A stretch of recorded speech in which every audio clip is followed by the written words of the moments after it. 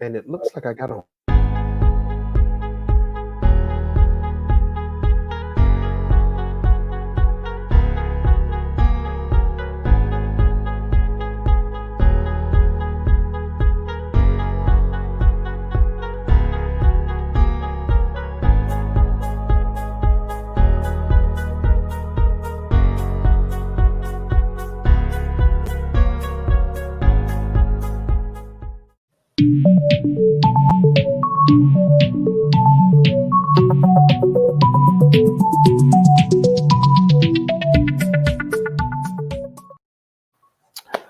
Good evening. Welcome.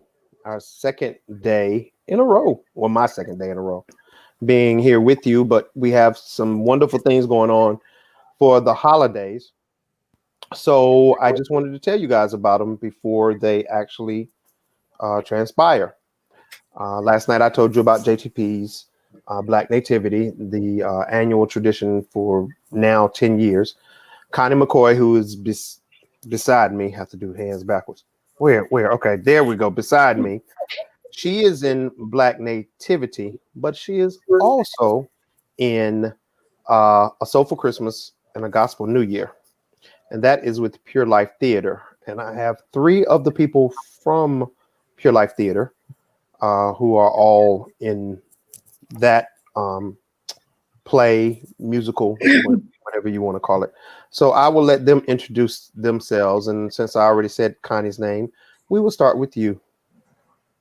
Well, hello, everybody. I'm Connie McCoy Leach. As you all know, I got married, actually got engaged at a Motown Christmas 2 years ago. So really exciting and a wonderful surprise.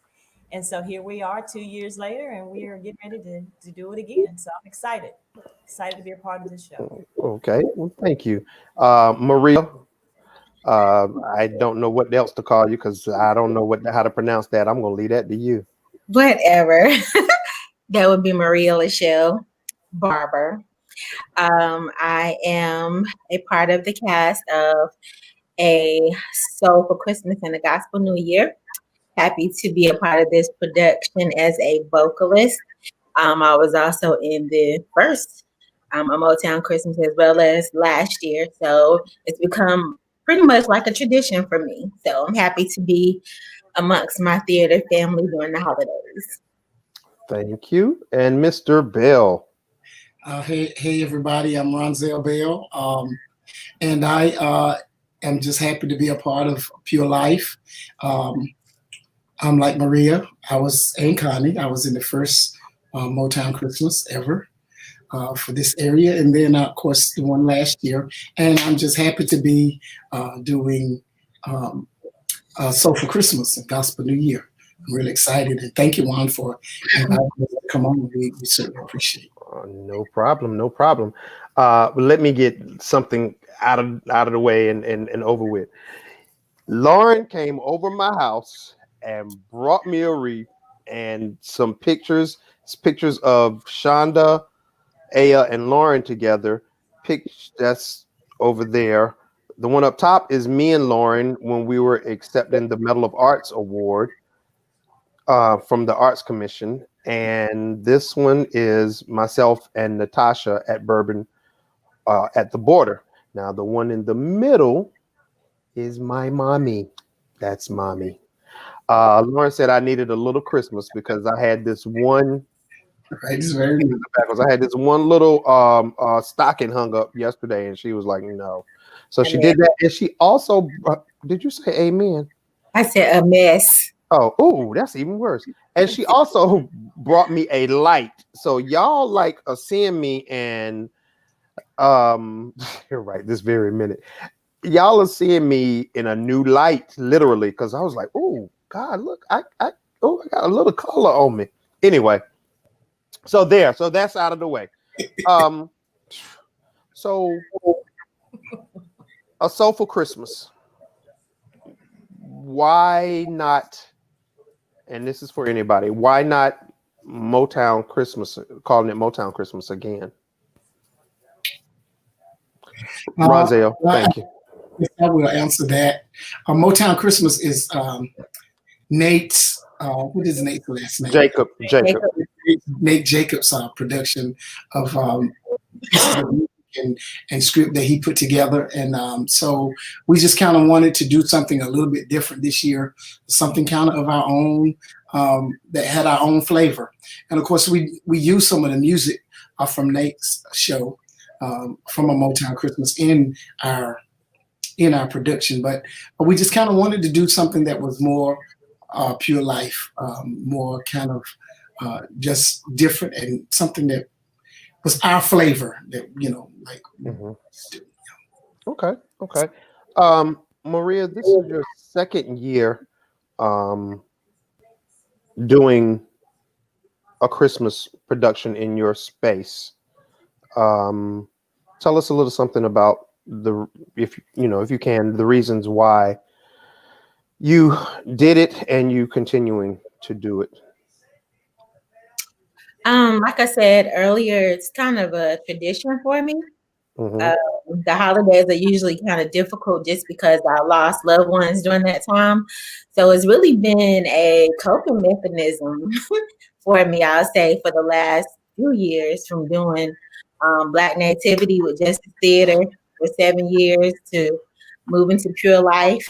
So it's just like home to me. I love it. Mm-hmm. Just being around people that I love, and Mm-hmm. as well as being able to use my talent during one of my favorite holidays, just to spread a little joy and happiness. So I love it. Okay, thank you, Connie. How many songs do you sing in the show? Solo.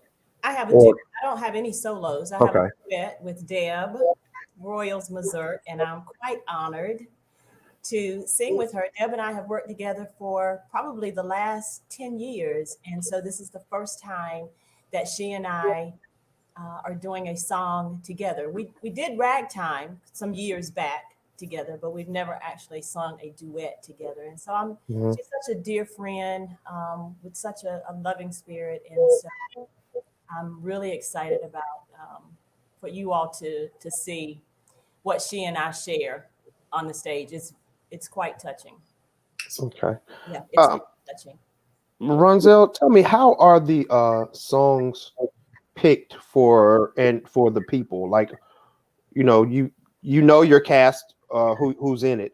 Who picks who's gonna lead what? Because there's some amazing singers in it. So Well, when you have a pool of people who sing as well as these folks, it's really, really difficult to say this solo needs to go to this person. But Deb and I sat down and we discussed it. We many Zoom meetings and many phone calls just to discuss who needs to sing this and where does this song need to go and that kind of thing.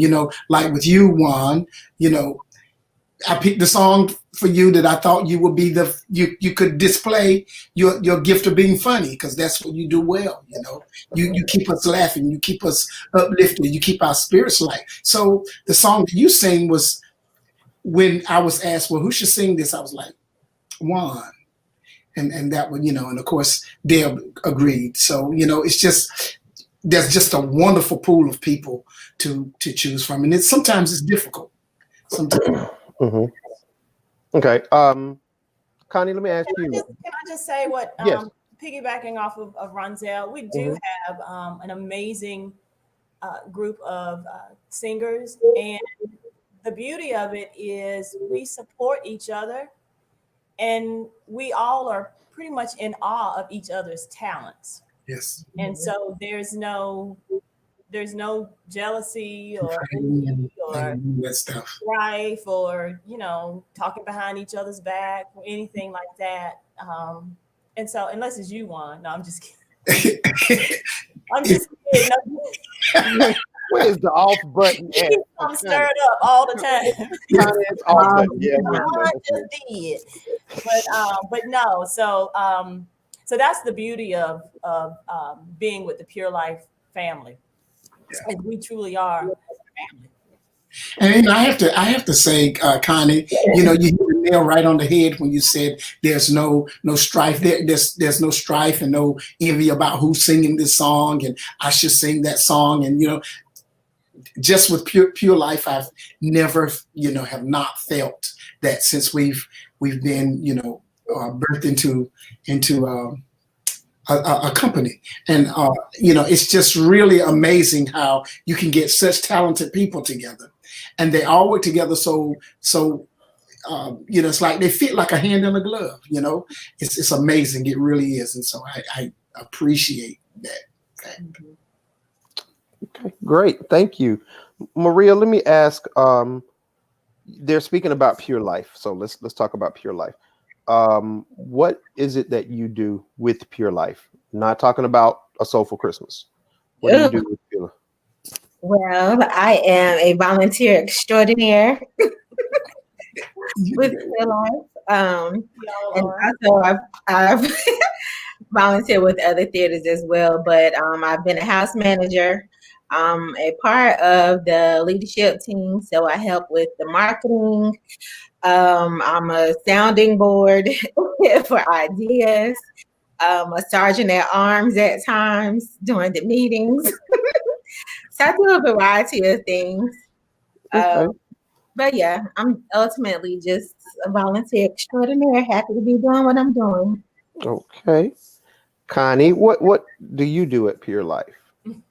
I do pretty much what Maria just said. I'm just a volunteer and just really glad to be a part of Pure Life and just to help out wherever I'm needed in whatever capacity that is. Obviously with this year, it's been really hard for a lot of us to do the things that we're accustomed to doing.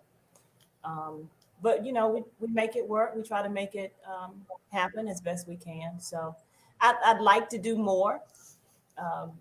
But this year has been a difficult year for me for various reasons. And so I haven't been able to do as much as I want to, but hopefully next year when things open up and we get back to normal, we'll be able to do more.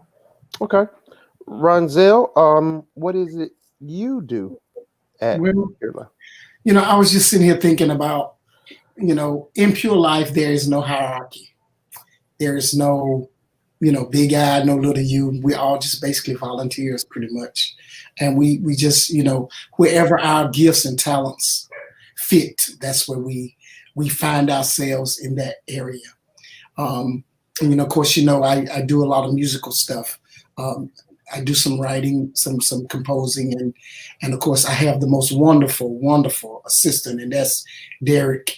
And he's always there, whatever and so I can't take like credit to say that that I do this because we don't look at it as a hierarchy, like a music director and all of that. We just wherever we fit, that's what we do in Pure Life.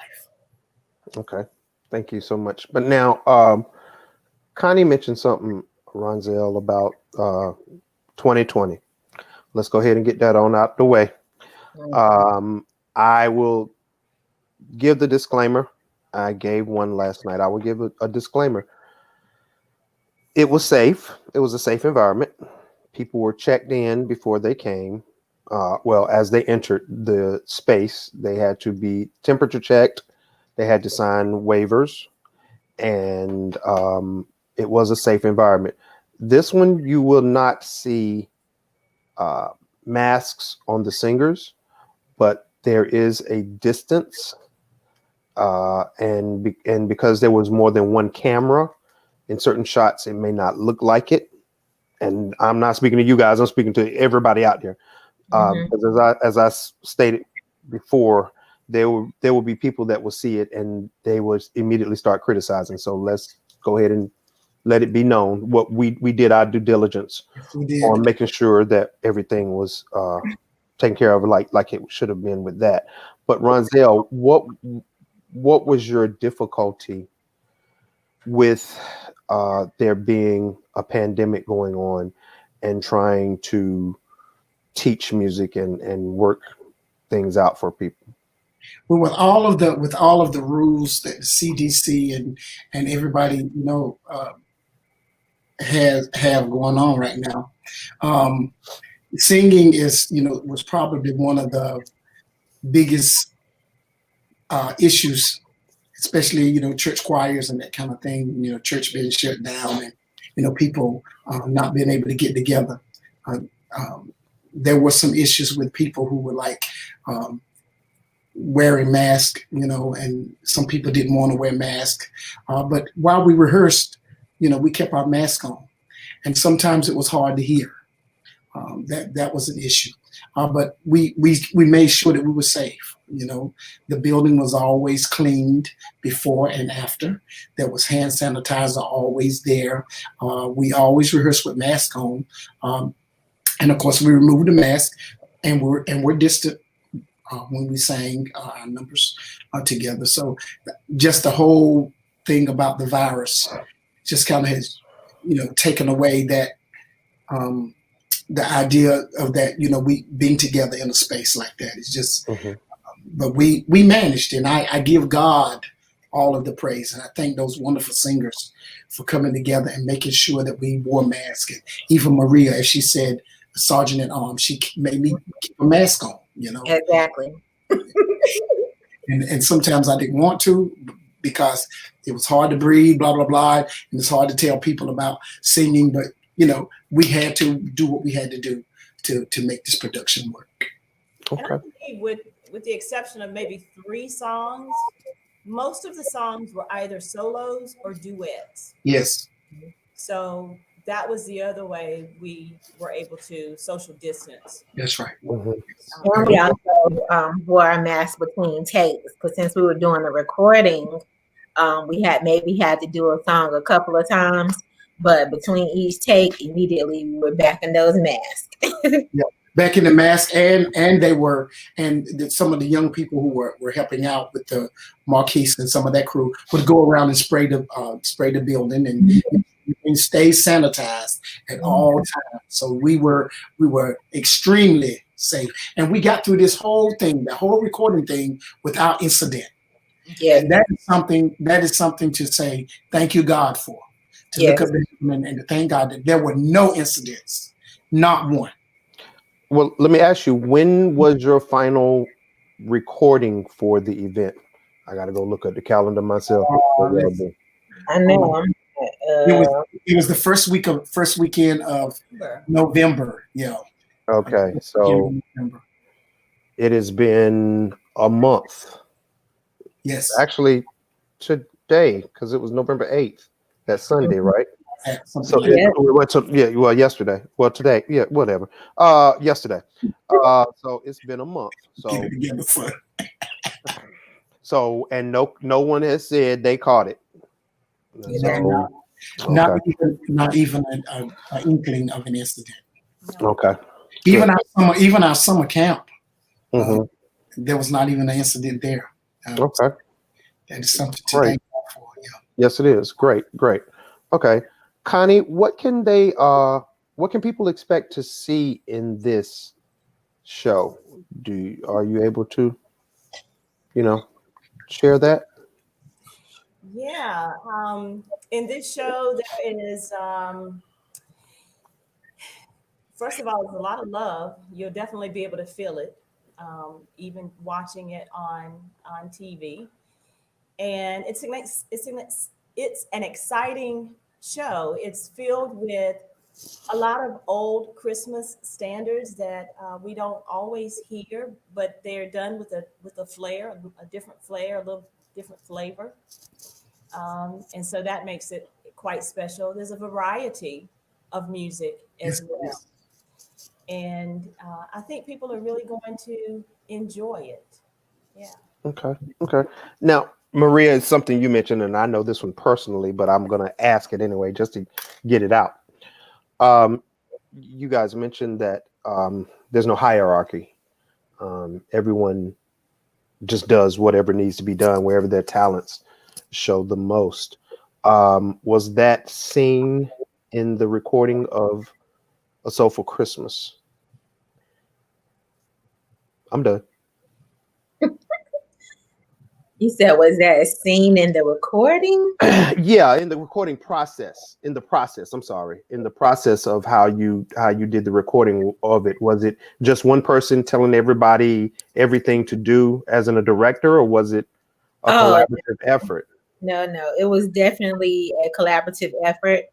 I think that we all kind of were in our lanes. Like there was a situation where Connie, who is a choir director and is used to working with people musically, gave some input on one of the duets, and it made such a great difference because that's her lane. We had one person telling people to get in their light, just different things. So definitely, I think we just all kind of flowed and jumped in naturally because everybody is open to constructive criticism, guidance, all that stuff that's needed when you're doing a recording and you want to have a good product. So I think we all just kind of flowed where we could, like I walked around and took pictures, or, I fixed neckties, or, straightened out dresses. I even had to tuck somebody's hair one time. So, we just do what we have to do. Okay. Because we all have worked together before, and many of us have worked together for a number of years. And so we're like sisters and brothers. And we all want to ensure that we are operating with a spirit of excellence. And I don't think anybody gets offended or mad because, when we are correcting, we're coming from a place of love. And so nobody really gets mad or, who does he think he is or who does she think he is? She's not the director, that type of thing. We don't have any of that. Okay. And that's what makes it work. Okay. I think Juan, if I can just, again, piggyback on the ladies, there is such a level of respect. I respect Connie for what she does. She does it so well. I respect you for what you do. You do it well. I respect Maria for what she does. And, and I feel like by giving them the respect, they give me back that same kind of feeling of, we respect you, respect your gifts. We just all kind of, it's such a level of respect that it has to work. It just has to work. It can't fail. Okay. Thank you. About the play itself and recording. We're in 2020. We're in new territory for a lot of people. Do you think the process was difficult? And this is for whoever speaks first. Let me rephrase that. Do you think the process was more difficult than when you do live theater? I would say yes. And I would agree. Because I'm telling you, I thought I was going to cry when the guy recording said, "We may have to do your song again." And I was like, wait, no, why? I don't want to do it again. It was difficult, but I think a good thing about it is that you had the opportunity to do it again versus live. Once it's done, it's done. So if you wreck it, everybody witnesses the train wreck. But with video, it's forever in the cloud.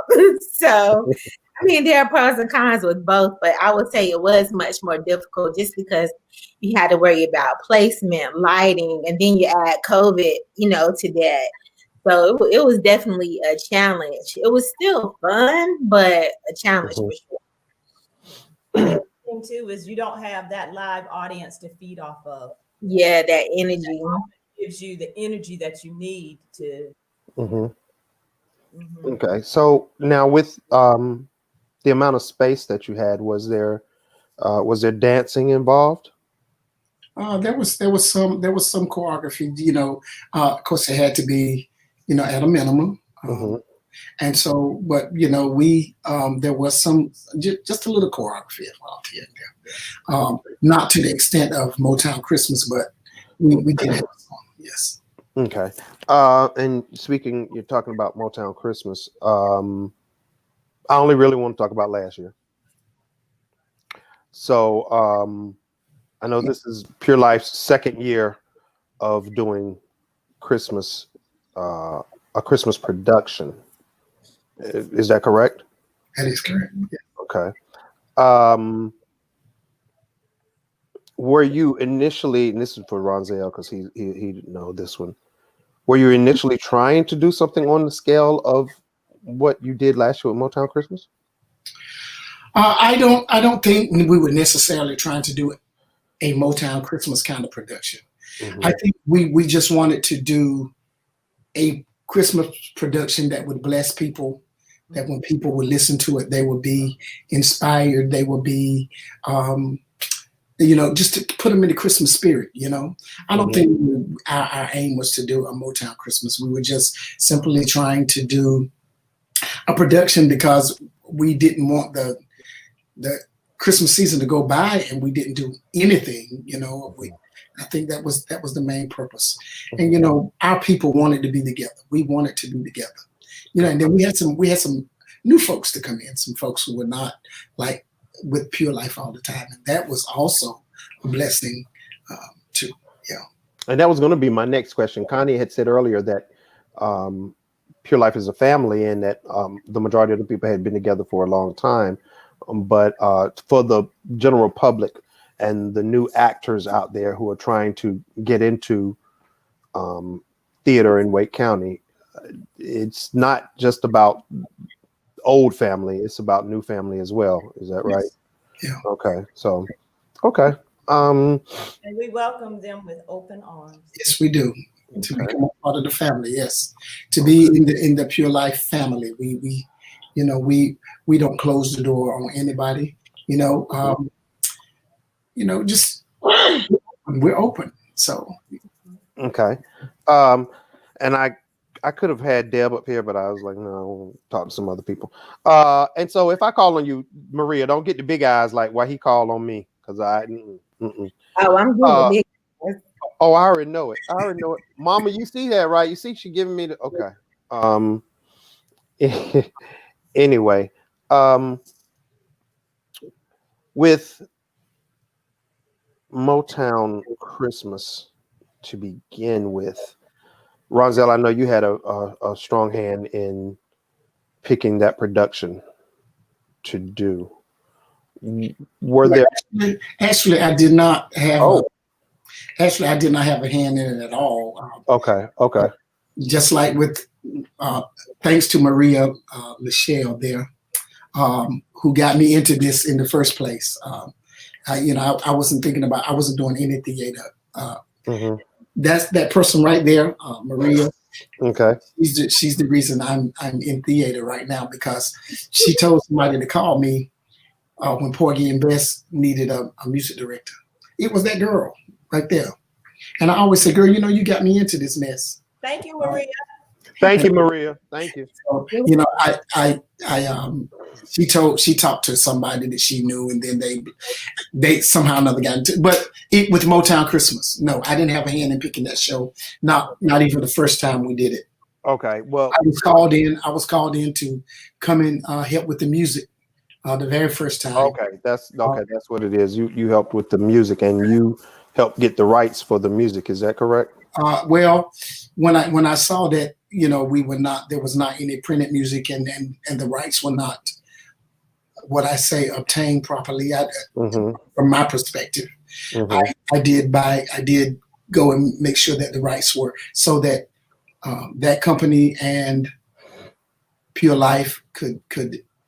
So I bought those rights for a year to songs, and yeah, it was a pleasure to do that. Was it difficult getting the rights for things this year since it was going to be recorded?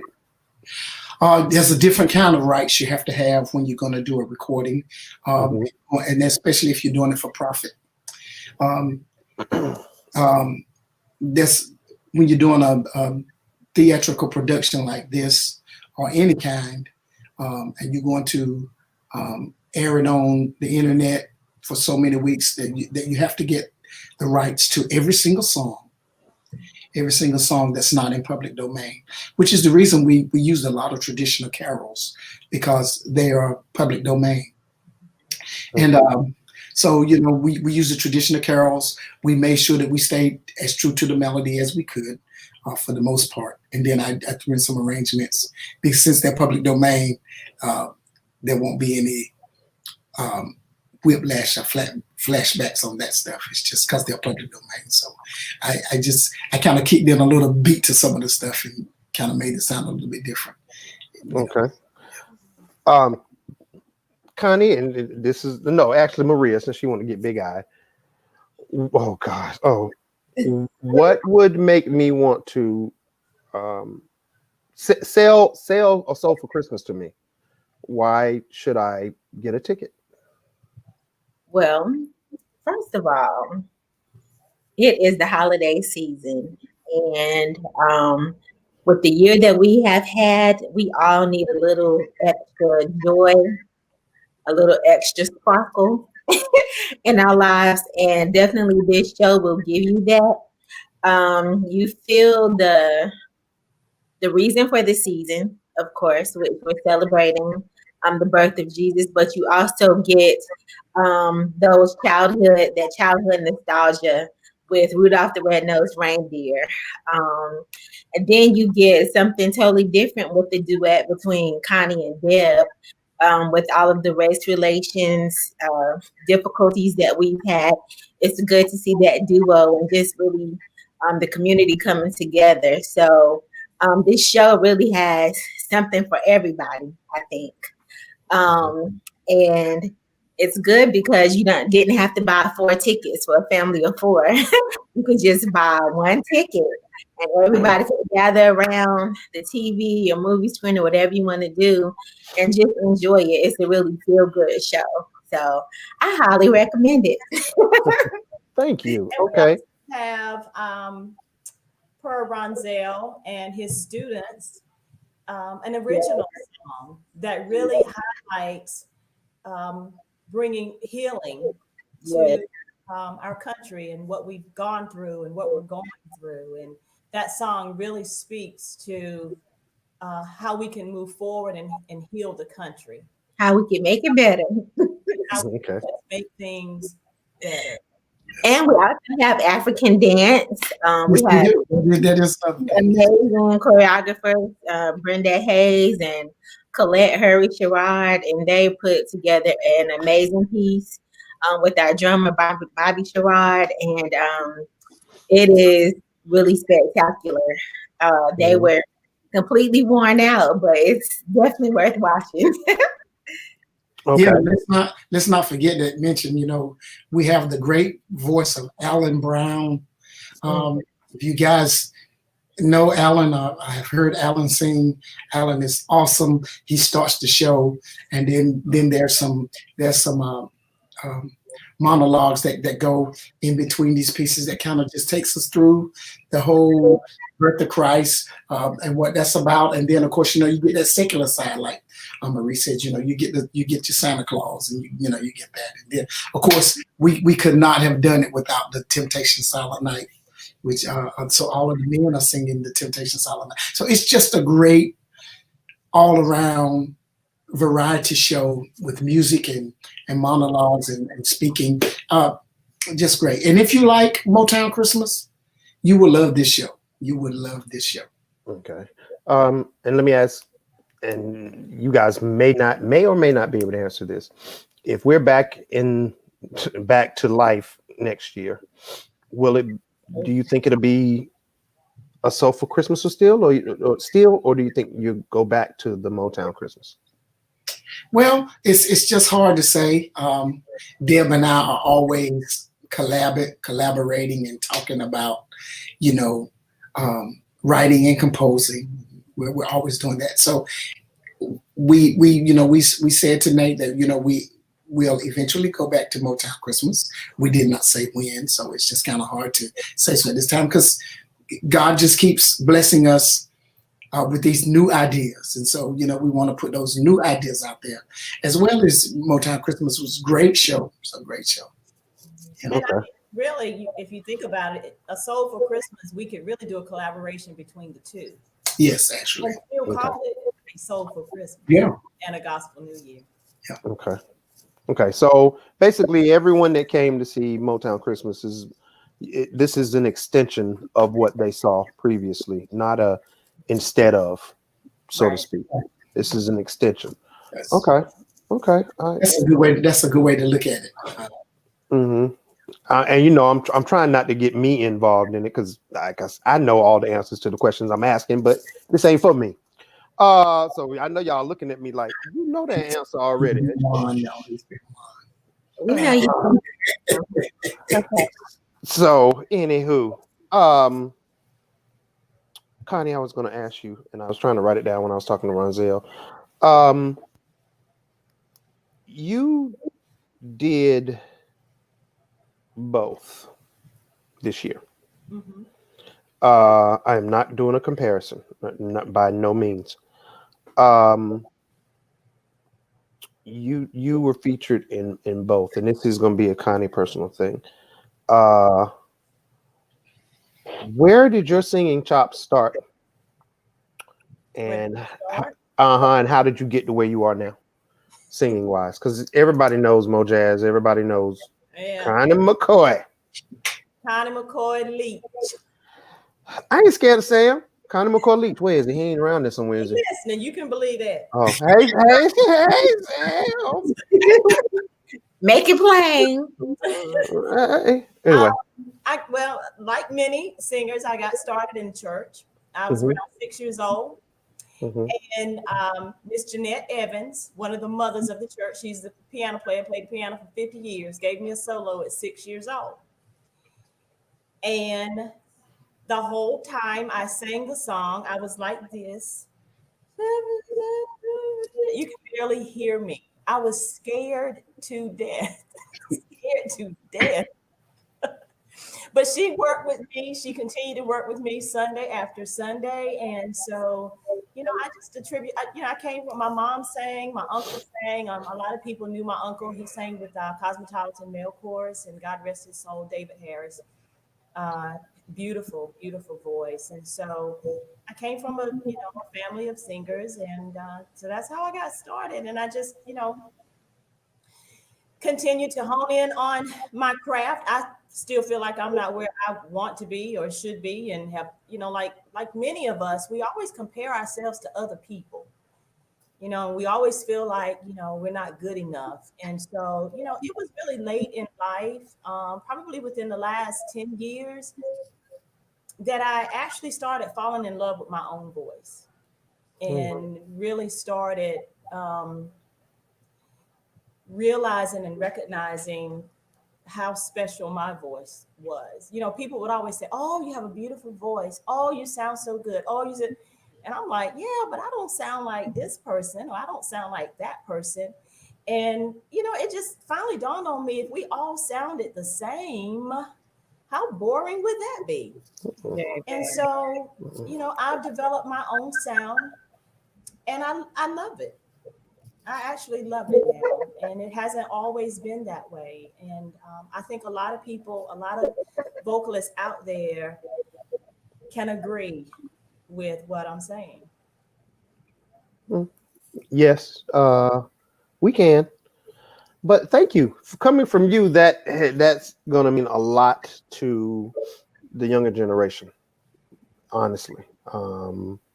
Because to hear you to sit here and hear you say some stuff that I still say about myself, and I'm like, wait, what? You? I'm like, all I can do, ooh, what a little more like, and that was Connie and Lady Day, and I Do that again. oh yeah, ever, never, okay. Maria, That is truly the one time when I really, really was trying to mimic and sound exactly like someone else, because it was really, really important to me when I did Lady Day at Emerson's Bar and Grill. It was really important to me when folks heard me sing, they did not hear Connie. I wanted them to hear Billy. And I had the opportunity. When you're on stage and you're in it, you really don't know you really don't have the opportunity to really see it for what it is. But when I actually got the video and just closed my eyes and listened, I couldn't believe it myself. Yes. And it also allowed me that people in the audience were experiencing, because people were I remember a couple of nights there was this, well, many nights there would always be someone in the audience with their eyes closed. Every time I would sing, they would close their eyes, and it finally dawned on me, they're trying to hear Billy. They were older gentlemen, older women, and they were trying to hear Billy. They were going back, in their younger days, and that's what they were trying to hear was Billy. Okay. I only got one part where I disagree with everything you just said over the last 5 minutes. When they closed their eyes, they weren't trying to hear Billy. When they closed their eyes, they were hearing Billy. Yeah. My first time being there was opening night, because I had to do audio for the audio op. And I'm looking down, making sure levels and stuff are all right. And you started singing, and I kept my eyes here because I was scared to look up. I was like, I know Connie walked out on that stage because I saw her walk out there. But I'm not hearing Connie right now. And I'm scared to look up to see who I'm going to see, because Billy been dead since 1959. So if I look up and see Billy, either I'm crazy or I'm dead. And then I looked up and I still didn't see Connie.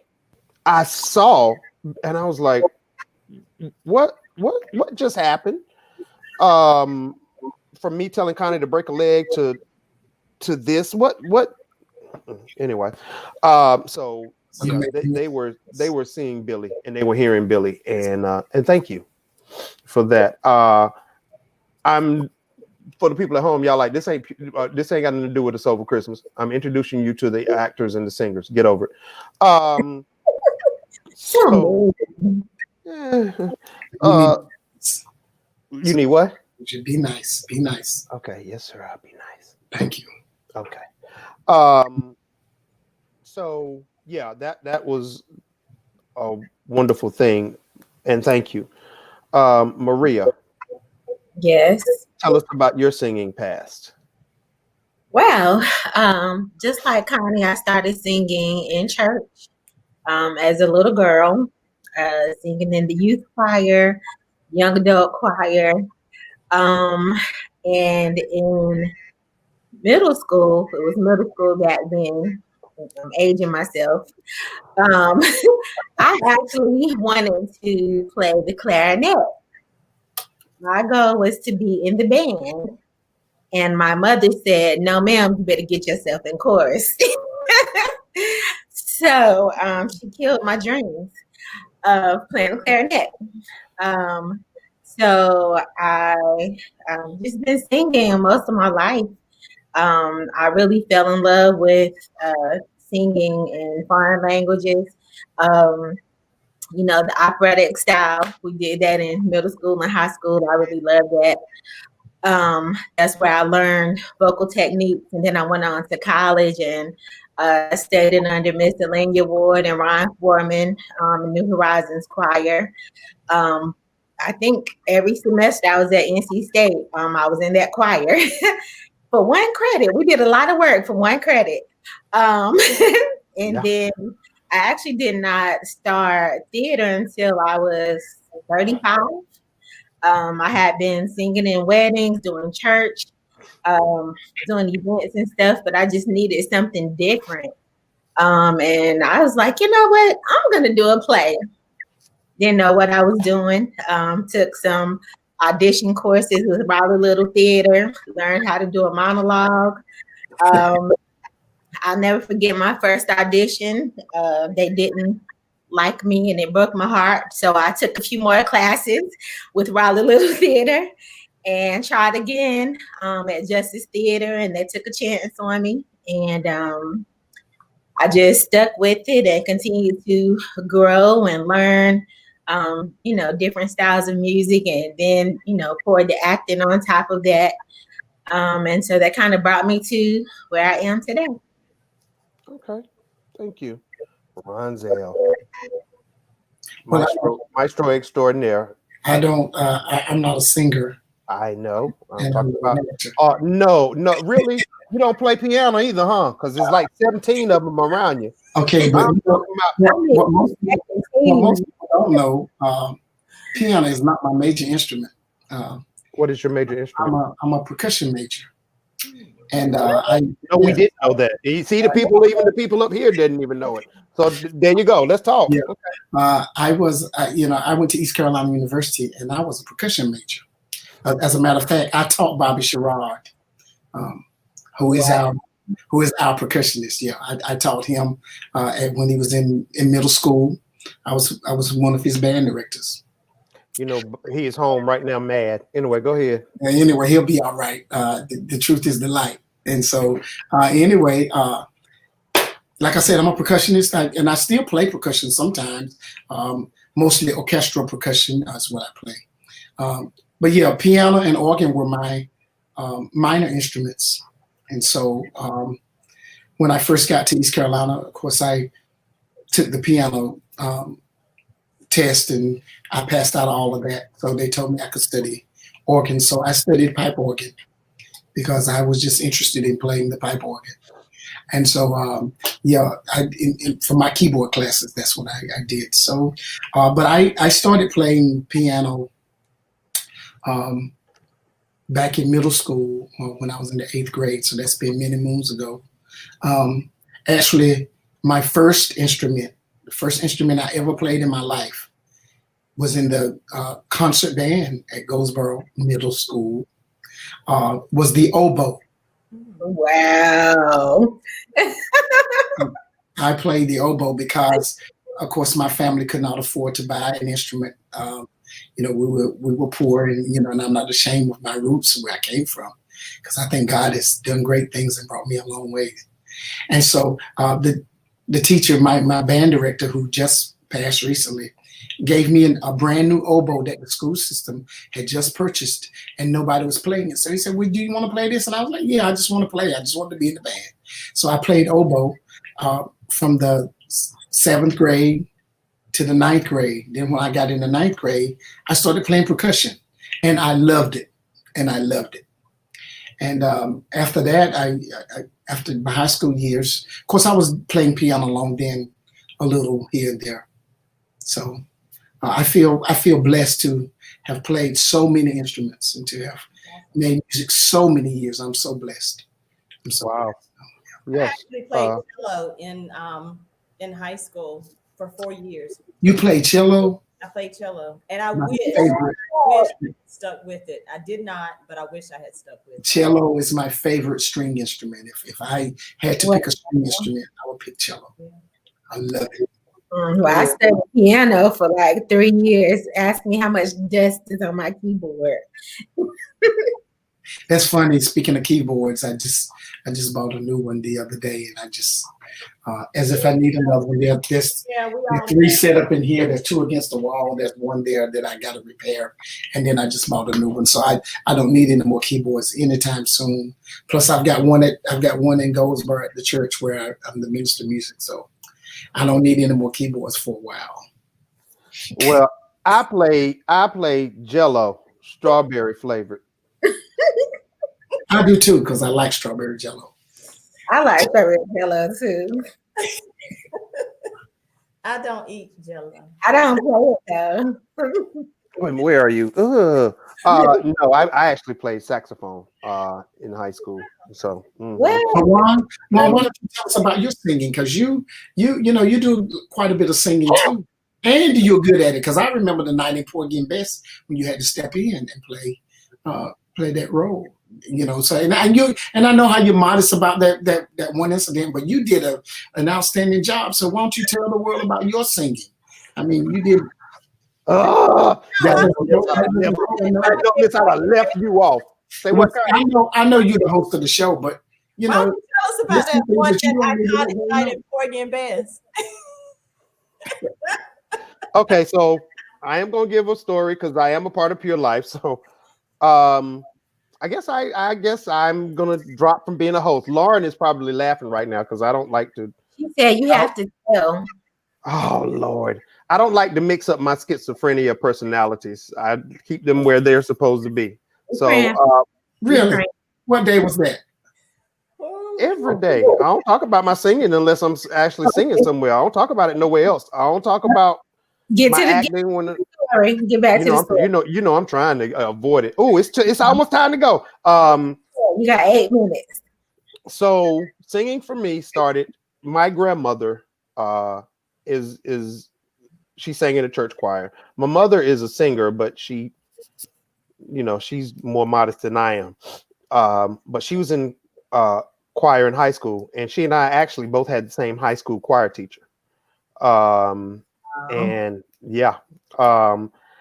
And so singing is my first love, but I played the saxophone.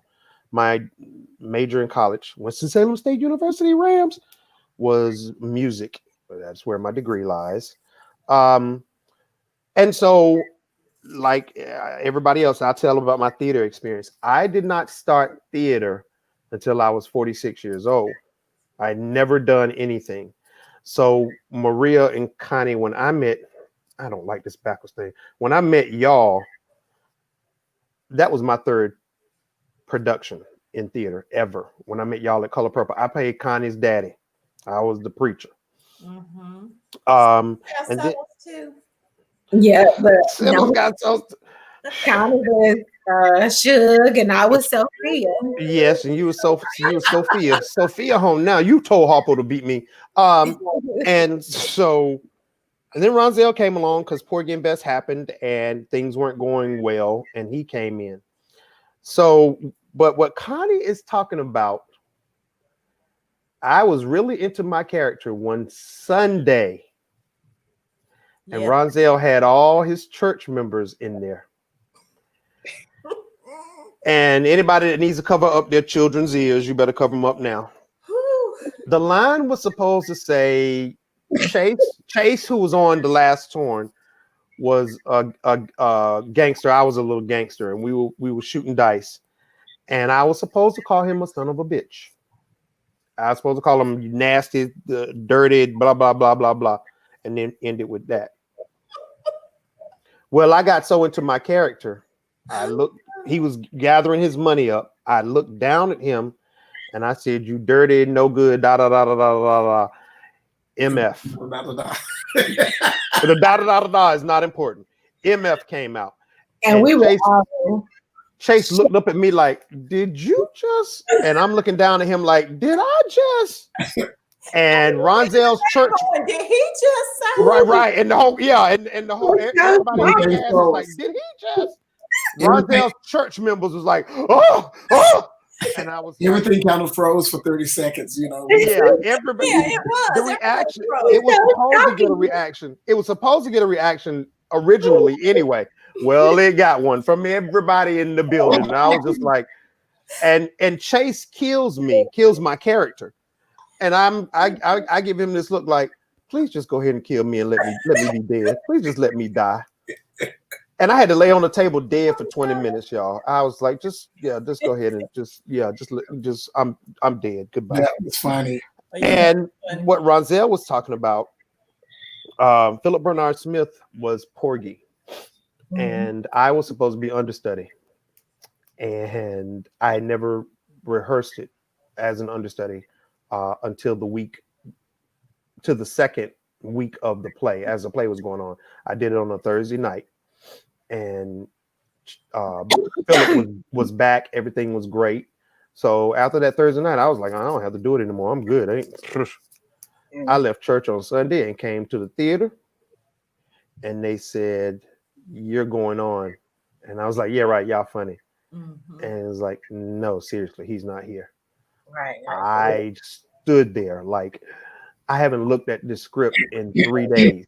I've only gone over it with the cast once. And so we went on. Nobody bothered to tell me that there were 2 critics there, because that would have been a whole nother ball game. And we did it, and it was very successful. So now enough about me. Hey. And yes, sometimes I sing. Thank you. You're welcome. You happy? Musically, like your ear is amazing. It is. That's because they're so big. Look at them. So I do have to agree with Connie, Ronzel, and Maria about Pure Life's production of A Soulful Christmas. We all, since y'all put me in it, and we all helped each other. It was times when Maria was working on hair, Connie was working on vocals. Ronzel is always making sure music and stuff is good and great. And there were days when I worked in television, so I had some TV experience. So I made sure of stuff like that. So yes, since they drug me in, I'm going to turn into a guest instead of the host. It is a sight to behold. Let me see if I can share this. Yeah.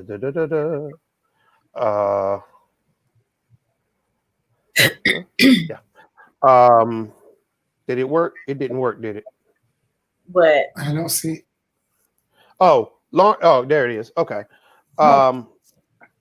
So what you see there is just a snippet of what it's going to be, and it's from December 11th through January 3rd, put on by Pure Life. And when it says it's presented by Pure Life, it actually means it's presented by all of us. Not one person did more than anyone else. It was a collaborative effort, and a wonderful collaborative effort.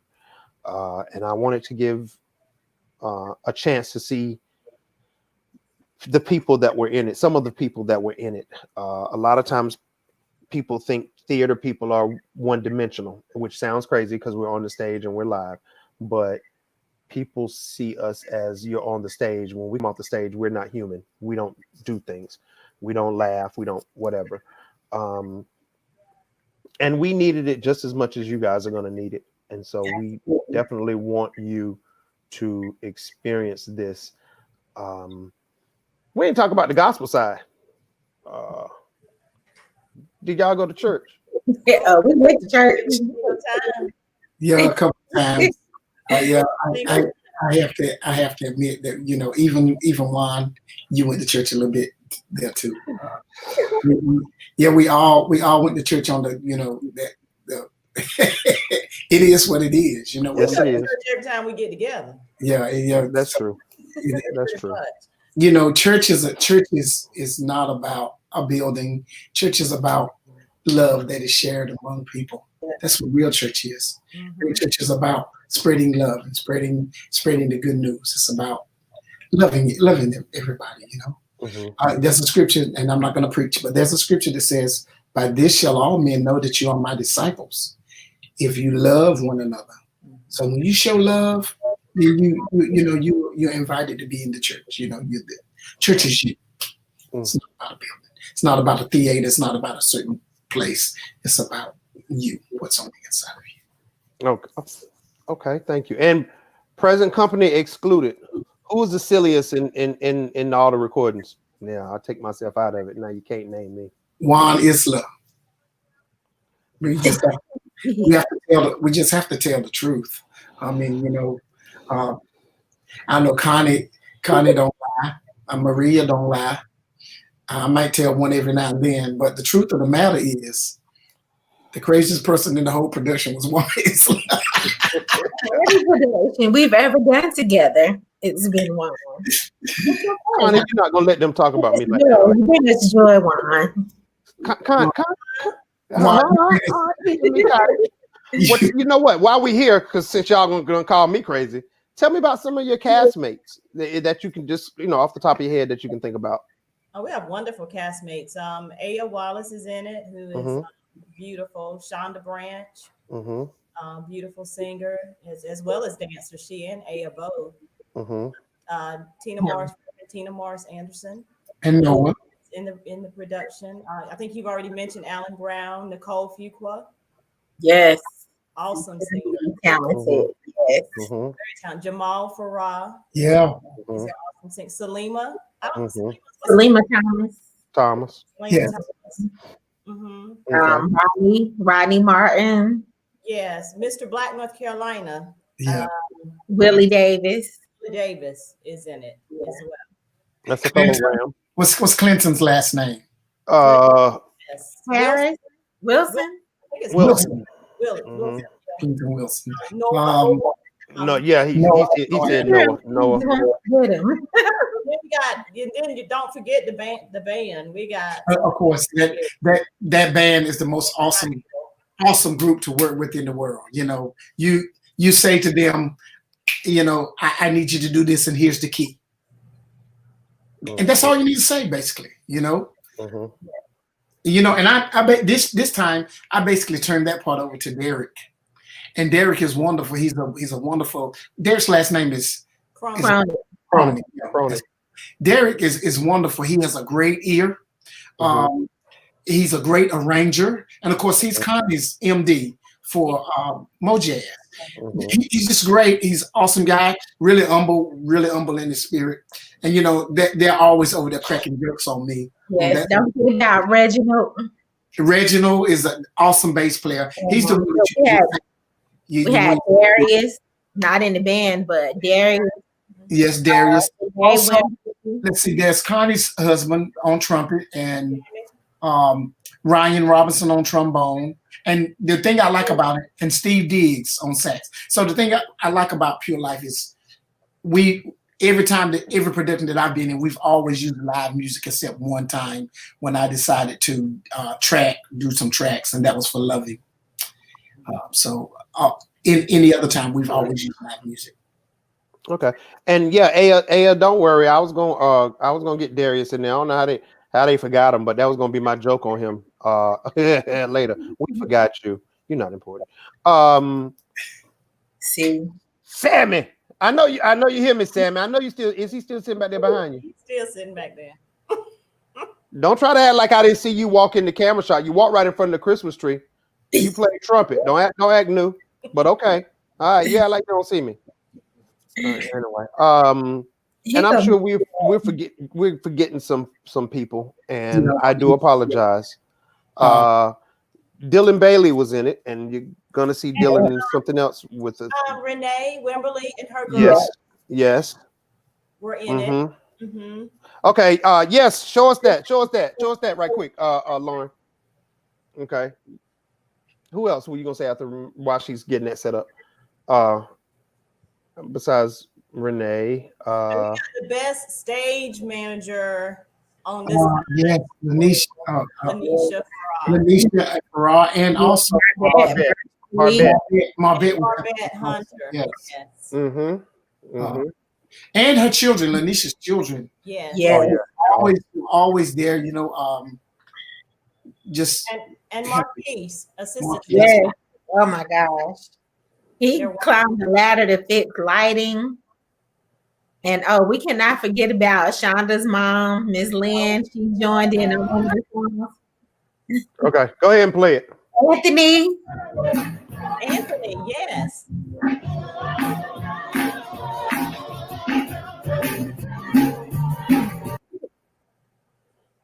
Okay, so yes, that's just a piece of. Was that what you can? That was church. Yes, that was Go Tell It on the Mountain. Go Tell It on the Mountain, yeah. That was church. Okay, well, I think we got it out, and that's what I wanted to do. I didn't expect Ronzel. I'm gonna get you. I didn't expect for me to have to talk about me. That's not what this was supposed to be about.